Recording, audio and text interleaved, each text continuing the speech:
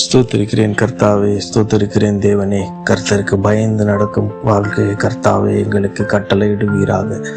கர்த்தருக்கு பயந்து நடக்கக்கூடிய, கர்த்தருடைய வழிகளிலே எங்கள் வாழ்க்கையை செயல்படுத்தக்கூடிய நாட்களை கர்த்தாவே நீர் எங்களுக்கு கட்டளையிடுவீராக. ஆண்டவரே, எங்கள் கைகளின் பிரயாசத்தை ஆண்டவரே நீர் ஆசீர்வதியும். ஆண்டவரே, உம்முடைய பாக்கியத்தினால் கர்த்தாவே நாங்கள் நன்மையும் கிருபையும் அடைய ஆண்டவரே எங்களுக்கு உதவி செய்யும். ஆண்டவரே, எங்கள் குடும்பங்களை ஆண்டவரே கனிதரும் திராட்சை செடி போல ஆண்டவரே தொங்க வைப்பீர் என்று சொன்னீரே. கொத்து கொத்தாக ஆண்டவரே எங்கள் குடும்பங்களை ஆண்டவரே சிறப்பாக ஆசீர்வதியும். ஆண்டவரே, எங்கள் வம்சங்களை ஆண்டவரே ஒலிவ மர கன்றுகளைப் போல ஆண்டவரே சிறப்பாக வழி நடத்தும். ஆண்டவரே, பெருக செய்வீர். ஆண்டவரே, கர்த்தருக்கு பயந்து நடக்கக்கூடிய வாழ்க்கையை கர்த்தாவே எங்களுக்கு கட்டளையிடும். ஆண்டவரே, உம்முடைய ஆசீர்வாதத்திலே ஆண்டவரே கர்த்தர் சீயோனில் இருந்து என்னை ஆசீர்வதிப்பேன் என்று சொன்னீரே. ஆண்டவரே, ஜீவனுள்ள தேவனே, ஜீவனுள்ள நாட்கள் எல்லாம் ஆண்டவரே உம்முடைய வாழ்க்கையிலே ஆண்டவரே நாங்கள் வாழ கர்த்தாவே எங்களை ஆசீர்வதியும். தேவனே, நீர் எங்களோடு இரும். ஆண்டவரே, உம்முடைய வார்த்தையும் உம்முடைய வேதமும் உம்முடைய வழி நடத்துதலும் ஆண்டவர் எங்களோடு இருப்பதாக இயேசுவின் நாமத்தில் வேண்டுகிறேன் அன்பின் பிதாவே, ஆமென். கிறிஸ்துவுக்குள் பிரியமானவர்களே, இன்றைக்கு நாம தெரிந்து கொள்ள போற வேத பகுதி பரிசுத்த வேதாகமத்தில் ஆதி ஆகமம் 26ஆம் அதிகாரம். ஆபிரகாமின் நாட்களில் உண்டான பஞ்சத்தை அல்லாமல் பின்னும் ஒரு பஞ்சம் தேசத்தில் உண்டாயிற்று. அப்பொழுது ஈசாக்கு பெலிஸ்தருக்கு ராஜாவாகிய அபிமெலேக்கினிடத்தில் கேராருக்கு போனான். கர்த்தர் அவனுக்கு தரிசனமாகி, நீ எகிப்துக்கு போகாமல் நான் உனக்கு சொல்லும் தேசத்திலே குடியிரு, இந்த தேசத்திலே வாசம் பண்ணு, நான் உன்னோடே கூட இருந்து உன்னை ஆசீர்வதிப்பேன். நான் உனக்கும் உன் சந்ததிக்கும் இந்த தேசங்கள் யாவையும் தந்து உன் தகப்பனாகிய ஆபிரகாமுக்கு நான் இட்ட ஆணையை நிறைவேற்றுவேன். ஆபிரகாம் என் சொல்லுக்கு கீழ்ப்படிந்து என் விதியையும் என் கற்பனைகளையும் என் விதிகளையும் என் கற்பனைகளையும் என் நியமங்களையும் என் பிரமாணங்களையும் கை கொண்டபடியினால் நான் உன் சந்ததியை வானத்தின் நட்சத்திரங்களைப் போல பெருக பண்ணி உன் சந்ததிக்கு இந்த தேசங்கள் யாவும் தருவேன். உன் சந்ததிக்குள் பூமியில் உள்ள சகல ஜாதிகளும் ஆசீர்வதிக்கப்படும் என்றார். ஈசாக்கு கேராரிலே குடியிருந்தான். அவ்விடத்து மனிதர்கள் அவன் மனைவியை குறித்து விசாரித்த போது, இவள் என் சகோதரி என்றான். ரெபெக்காள் பார்வைக்கு அழகுள்ளவனானபடியால் அவ்விடத்தில் மனிதர்கள் அவள் நிமித்தம் அவனை தன்னை கொள்வார்கள் என்று எண்ணி அவளை தன் மனைவி என்று சொல்ல பயந்தான். ஸ்தோத்திரம். அன்பின் பிரியமானவர்களே, ஆபிரகாமின் நாட்களில் உண்டான பஞ்சம் இல்லாம மீண்டும் ஒரு பெரிய பஞ்சம் உண்டாயிடுச்சு. அப்பொழுது ஈசாக்கு என்ன பண்ணா, ஈசாக்கு பெலிஸ்தருக்கு ராஜாவா இருந்த அபிமெலேக்குடைய கேராக்கு போனா. கர்த்தர் அவனுக்கு தரிசனமாகி, நீ எகிப்துக்கு போகாம நான் உனக்கு சொல்ற ஒரு தேசத்துக்கு போ அப்படின்னு சொல்றாரு. அது மட்டும் இல்லாம தேசத்தில் வம்சங்கள் உன்னோடு கூட இருந்து உன்னை நான் ஆசீர்வதிப்பேன். ஆபிரகாம் கூட இருந்து உன் தகப்பனாகிய ஆபிரகாமை நான் எப்படி ஆசீர்வதிச்சனோ, அவன்கிட்ட என்னென்னலாம் நான் கேட்டனும் கொடுப்பேன் வாக்கு பண்ணணும், அதையெல்லாம் நான் திருப்பி உங்ககிட்டயே நான் கொடுப்பேன். உன்னுடைய பெரிய ஜாதியாக்குவேன். இப்படியெல்லாம் அவனுக்கு தரிசனத்துல இறைவன் ஈசா கூட பேசுறார். ஆபிரகாம் எனக்கு கீழ்ப்படிஞ்சிருந்தான், என் விதிகளை எல்லாம் கடைபிடிச்சான், எனக்கான கற்பனைகளையும் எனக்கான நியமனங்களையும் பிரமாணங்களையும் எல்லாத்தையும் அவன் எனக்கு கை கொண்டு வந்தான்.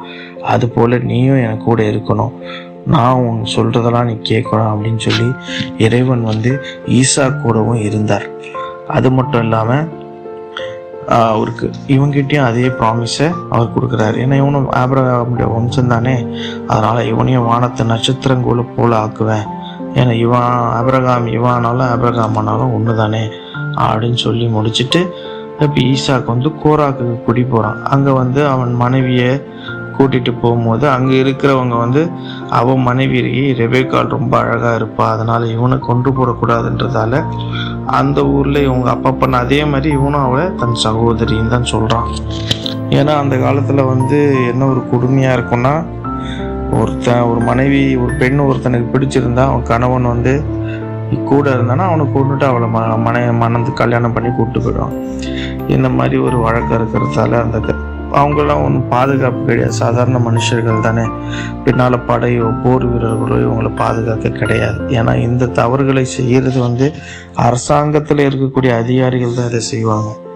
ஸோ அதனால் இவன் வந்து இப்படி தான் தன்னை பாதுகாக்க வேண்டியதாக இருந்தது. சரி, நம்ம படிப்போம்.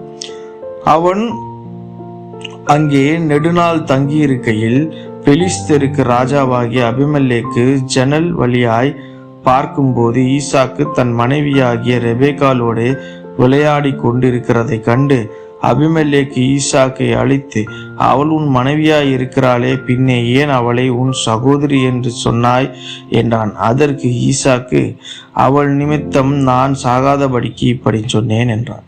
அதற்கு அபிமெலேக்கு, எங்களிடத்தில் ஏன் இப்படி செய்தாய்? ஜனங்களுக்குள் யாராகிலும் உன் மனைவியோட சயனிக்கவும் எங்கள் மேல் பழி சுமரவும் நீ இடமுண்டாக்கினாய் என்றான். பின்பு அபிமெலேக்கு, இந்த புருஷனையாகிலும் இவன் மனைவியாகிலும் தொடுகிறவன் நிச்சயமாய் கொலை செய்யப்படுவான் என்று எல்லா ஜனங்களுக்கும் அறிய சொன்னார். இப்போ இவங்க என்ன நடந்துடுச்சு, அந்த அபிமெலேக்கு ராஜா அந்த பக்கமா வந்துட்டு இருக்காரு. அங்க என்னடா சத்தமா இருக்குன்னு சொல்லி அங்க ஜன்னல் வழியா எட்டி பார்க்கும்போது உள்ள ஈசாக்கும் அவன் மனைவியும் விளையாடிட்டு இருக்காங்க. அதை அவன் பார்த்தோன்னே அவனுக்கு கோவம் வந்துடுச்சு. என்னடா நீ இவன் மனைவின்னு சொல்லிட்டு இருக்க, மனைவியை போல நீ இவகிட்ட இருக்க, நீ எப்படி இவ்வளோ சகோதரனின்னு சொல்லலாம்? இவகிட்ட வேற ஏதாவது தவறு பண்ணியிருந்தா நான் எங்க வம்சமே பாதிக்கப்பட்டிருக்குமே, நீ இந்த மாதிரி ஏன் பொய் சொன்ன அப்படின்னு. இல்லை, இவரால் என் உயிருக்கு எந்த ஆபத்தை வந்துடக்கூடாது, அதனால தான் நான் அப்படி சொன்னேன் அப்படின்னு சொல்லி ஈசாக்கு சமாளிக்கிறான். அதனால சரி, அதுக்கப்புறம் அவன் வந்து ஒரு கட்டளை கொடுக்குறான். இவனை வந்து யாரும் எதுவும் பண்ணக்கூடாது, அவன் மனைவி எதுவும் பண்ணிடாதீங்க, அப்படி பண்ணிங்கன்னா அவங்களுக்கு மரண தண்டனை கிடைக்கும் அப்படின்ற மாதிரி ஒரு கட்டளை கொடுக்குறான். ஈசாக்கு அந்த தேசத்தில் விதை விதைத்தான். கர்த்தர் அவனை ஆசீர்வதித்ததினால் அந்த வருஷத்தில் 100 மடங்கு பலனடைந்தான். அவன் ஐஸ்வர்யவானாகி வர வர விருத்தி அடைந்தான், மகா பெரியவனானான். அவனுக்கு ஆட்டு மந்தையும் மாட்டு மந்தையும் அநேக பணிவிடைக்காரரும் இருந்தபடியினால் பெலிஸ்தர் அவன் பேரில் பொறாமை கொண்டே அவன் தகப்பனாகிய ஆபிரகாமின் நாட்களில் அவனுடைய வேலைக்காரர் வெட்டின துறவுகளை எல்லாம் தூர்த்து மண்ணினால் நிரப்பி போட்டார்கள். அபிமெலேக்கு ஈசாக்கை நோக்கி, நீ எங்களை விட்டு போய்விடு, எங்களை பார்க்கிலும் மிகவும் பலத்தவனானாய் என்றான். அப்போது ஈசாக்கு இவ்விடம் விட்டு புறப்பட்டு கேராரின் பள்ளத்தாக்கிலே கூடாரம் போட்டு அங்கே குடியிருந்து தன் தகப்பனாகிய ஆபிரகாமின் நாட்களில்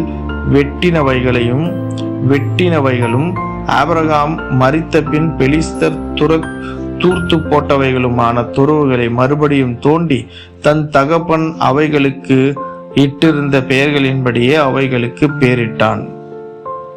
என்னாச்சு, ஈசாக்கு அந்த தேசத்துல விதை விதைச்சான். கர்த்தர் அவனை ஆசீர்வதிச்சார். அந்த வருஷத்துல அவன் வந்து 100 மடங்கு பலனடைஞ்சான். அவன் ஐஸ்வர்யவானாகி வர வர விருத்தி அடைந்தான், மிக பெரியவனானான். அவன் ஆட்டு மந்த மாட்டு மந்த அநேக வேலைக்காரங்க பணிவிடைக்காரங்க பெலிஸ்தர் இவங்களை பார்த்து ரொம்ப பொறாமப்பட்டு அவன் வந்து அவங்க தகப்பனாகிய ஆபிரகாமின் நாட்களில் அவன் வெட்டி வச்சிருந்த அவங்க ஆபிரகாம் அவனுக்காக வெட்டி வச்சிருந்த தண்ணி கிணறெல்லாம் துறவுகள்லாம் இருக்குல்ல, அதெல்லாத்தையும் திருப்பி மூடிட்டானுங்க, மண்ணு போட்டு அவனுக்கு தண்ணி இல்லாம. அப்பதானே விவசாயம் செய்ய முடியாது. அந்த மாதிரி ஒரு பொறாமை புத்தி படைத்தவர்கள் அந்த பெலிஸ்திய மக்கள்.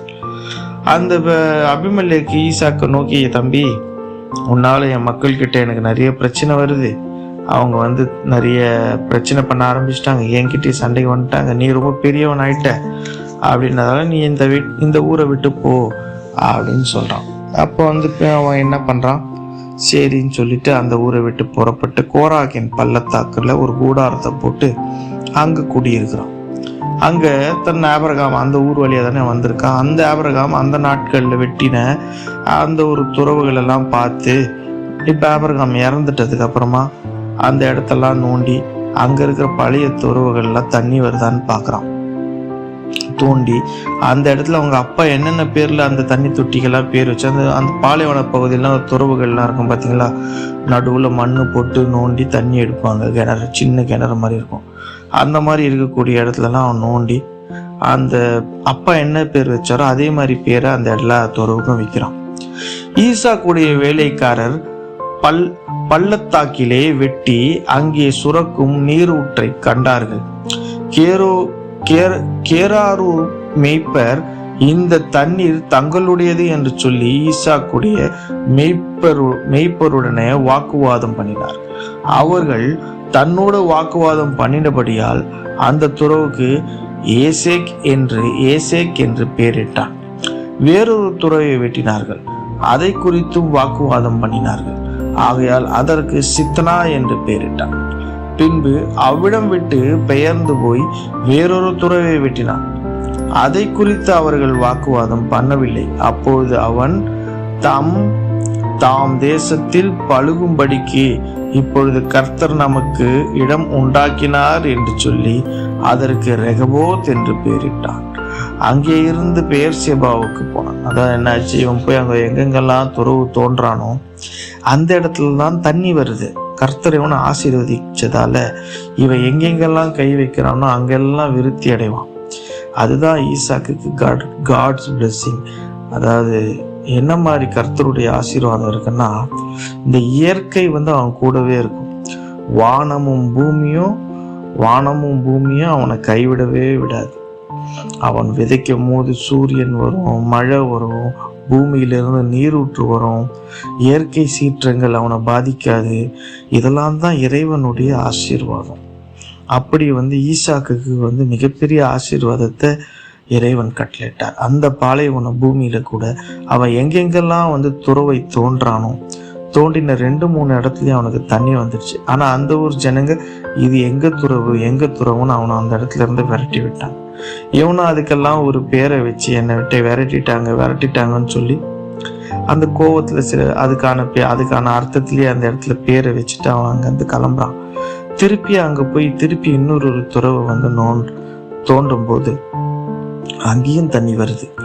ஆனா இந்த இடத்துல யாரும் அவன்கிட்ட சண்டைக்கு வரல. அப்போ இறைவன் நமக்கான பூமியை இந்த இடத்துல கொடுத்துட்டாரு அப்படின்னு சொல்லி அந்த துறவுக்கு ரெகபோத் அப்படின்ற ஒரு பேரை வைக்கிறான். ரெகபோத், நம்ம ஃபாதர் ஐயா கூட ஒரு அருமையான பாட்டு பாடியிருப்பார் ரெகபோத்ல, ஃபாதர் பிரிக்மன்ஸ் ஐயா. அங்கே இருந்து பெயர்சேபாவுக்கு போனான்.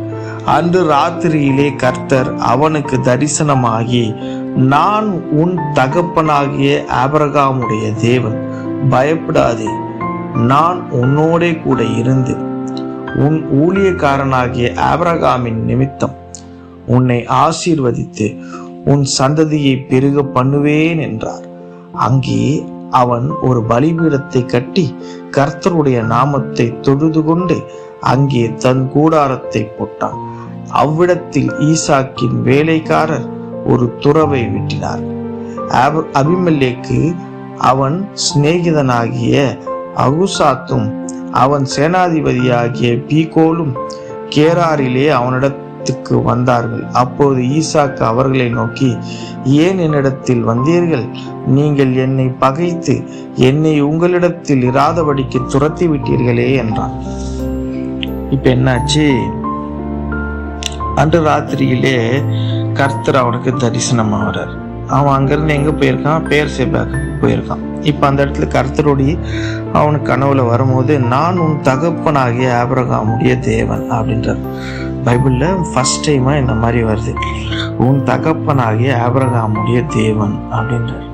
இப்ப இதுக்கு முன்னால ஆபிரகாம் கிட்ட நான் யோனாவுடைய தேவன், அப்புறம் ஆதாமுடைய தேவன் அப்படின்லாம் எங்கேயுமே அவர் சொல்லலை. முதலா எப்படி சொல்றாரு, ஒரு வம்சத்துக்கு தகப்பனா இறைவன் தன்னை ஆபிரகாம் கிட்ட ஒரு உடன்படிக்கை பண்ணினதுக்கு அப்புறமா இந்த இடத்துலதான் யார்கிட்ட முதல்ல பேசுறாரு? ஈசாக்கு கிட்ட பேசுறாரு. ஆபிரகாம் கிட்ட கூட எப்படி பேசியிருப்பாரு? நான் இறைவன் தான் சொல்லியிருப்பார். ஆனா ஈசா கிட்ட எப்படி பேசுறார்? நான் உன் தகப்பனாகிய ஆபிரகாமின் தேவன் அப்படின்றார். அதனாலதான் நம்ம இப்ப எப்போ பைபிளில் வாசிக்கும் போது எல்லா இடத்துலையும் எப்படி வாசிப்போம்னா, ஆபிரகாமின் தேவன், ஈசாக்கின் தேவன், யாக்கோபின் தேவன், அப்படிதான் நம்ம வாசிப்போம். சரியா? இப்ப என்ன பார்த்துட்டு இருக்கோம் நம்ம?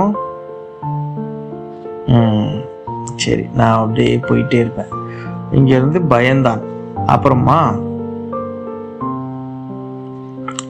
நான் உன் தகப்பனாகிய ஆபிரகாமின் தேவன் சொல்லிட்டு, அப்புறம் உன் ஊழியக்காரன் ஆபிரகாம், அவனை நான் என் ஊழியக்காரன், அவன் ஆபிரகாம், நான் அவனை ஆசீர்வதிச்சிருக்கேன், அவன் சந்ததியை பெருக பண்ணுவேன்னு நான் வாக்கு கொடுத்துக்கிறேன்.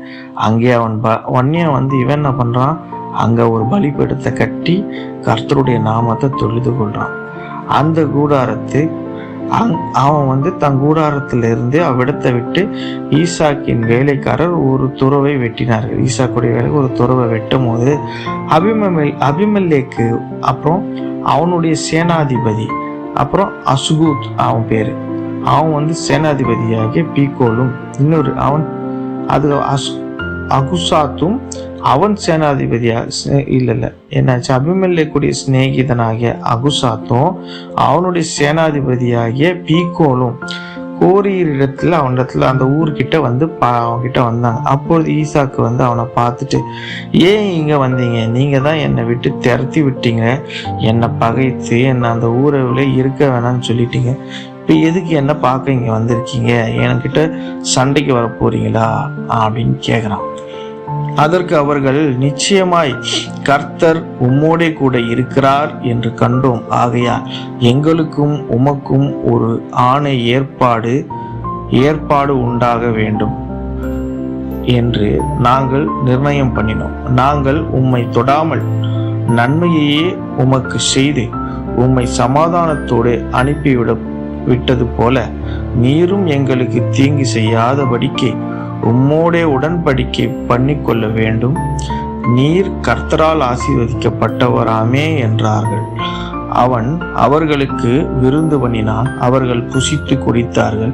அதிகாலையிலிருந்து ஒருவருக்கொருவர் ஆணையிட்டு கொண்டார்கள். பின்பு ஈசாக்கு அவர்களை அனுப்பிவிட்டான். அவர்கள் அவனிடத்திலிருந்து சமாதானத்தோடு போய்விட்டார்கள். அந்நாளில் தானே ஈசாக்கின் வேலைக்காரர் தங்கள் துறவை வெட்டின செய்தியை அவனுக்கு அறிவித்து தண்ணீர் கண்டோம் என்றார்கள். அதற்கு சேபா என்று பெயரிட்டான். ஆகையால் அந்த துறவின் பெயர் இந்நாள் வரைக்கும் பெயர் சேபா எண்ணப்படுகிறது. அதாவது என்னாச்சு, இந்த இடத்துல அந்த அபிமெலேக்கு ராஜாவும் அவன் சிநேகிதனாகிய அகுசாத்தும் அப்ப அவனுடைய சேனாதிபதி எல்லாம் அவன்கிட்ட வாக்குவாதம் பண்ணும் போது, பேசும்போது அவன் எதுக்கு இதெல்லாம் வந்தீங்க, ஏன் பிரச்சனை பண்றீங்க அப்படின்னு கேட்கும் போது, அதுக்கு அவங்க சொல்றாங்க, நீ கர்த்தர் அவரால் ஆசீர்வதிக்கப்பட்டிருக்கியாமே, சர்வ வல்ல தேவனால நீ ஆசீர்வதிக்கப்பட்டிருக்க, அதனால உங்ககிட்ட நாங்க பிரச்சனை பண்ண வரல, உன்னை உங்ககிட்ட சமாதானமா போகணும், அதுக்காக நீ எங்களுக்கு ஒரு ப்ராமிஸ் பண்ணணும் அப்படின்னு சொல்லி அவங்ககிட்ட ஒரு சத்தியத்தை வாங்குறாங்க. ஏன்னா இவன் ஏதாவது வாயை தேர்ந்து சாபத்தை கொடுத்துட்டானா கர்த்தர் அவங்க இனத்தையே சபிச்சிடுவாரு அப்படின்ற ஒரு பயம் அவங்களுக்கு இருக்கு. ஏன்னா அவங்களுக்கு எல்லாருக்குமே ஆபிரகாமை பத்தி தெரியும். ஆபிரகாம் கூட இருந்த அதே இறைவன் இவர் கூடயும் இருக்கிறாருன்றத அவங்க கண்டுபிடிச்சதால அவங்ககிட்ட அங்கிருந்து அவ்வளோ தூரம் ஏன்னா இவங்க பாக்குறாங்க, பாலைவனத்துல இவனை திரட்டி விட்டாலும் இவனை கர்த்தர் ஆசீர்வதிக்கிறோன்னு நினைச்சிட்டாருன்னா இவன் எங்க கை வச்சாலும் விளங்குது. அவங்க ஊர் பஞ்சத்திலேயே அடிபட்டு கிடந்தாலும் இவன் அந்த பாலைவன பூமியில பள்ளத்தை நோன்னா அந்த இடத்துல தண்ணி வருது. அதனால அவன் இவங்களை பார்த்து பயந்து போயிட்டு, அப்பா நீ எங்க போனாலும் உனக்கு ஆசீர்வாதம் தான், அதனால நீ எங்க போய் எங்களை சாபம் கொடுத்து எங்களை சபிச்சிடாத, நீ எங்க கூட சமாதானமா பிரச்சனை இல்லாம போ, நாங்க திரட்டி விட்டாலும் எங்களை மன்னிச்சுட்டு அதுக்காக எங்ககிட்ட ஒரு ப்ராமிஸை பண்ணி இனிமேல் நாங்கள் எந்த பிரச்சனையும் எங்களுக்கு செஞ்சிடாத, எங்களுக்கு எந்த விதமான தவறும் நீ செஞ்சிடாதன்னு ஒரு அரசாங்கமே யாருக்கிட்ட ஒரு தனி மனுஷனான ஈசாக்கு கிட்ட வேண்டுதல் கேட்டு போகுது. அதுக்கு அவனும் சம்மதம் கொடுத்து அவங்களுக்கு ஒரு சின்ன விருந்து ஏற்பாடு பண்ணி அவங்கள சாப்பிட வச்சு குடிக்க வச்சு அதுக்கப்புறமா அதிகாலையிலே அவங்க எழுந்து போகிறாங்க. அப்போது அவங்க போனதுக்கப்புறமா அந்த இடத்துல அவனுடைய வேலைக்காரன் வந்து, ஈசாக்கே நாங்கள் பலன் ஒன்றும் இந்த இடத்துல எங்களுக்கு தண்ணி வந்துடுச்சு அப்படின்னு சொல்கிறான். ஒன்றும் ஒரே சந்தோஷம். அந்த துறவை வெட்டி நான் அந்த இடத்துக்கு வந்து சேபான் பேர் வச்சான். அது இந்நாள் வரைக்கும் பேர் சேபான்ற பேரோடு அது அழைக்கப்படுது.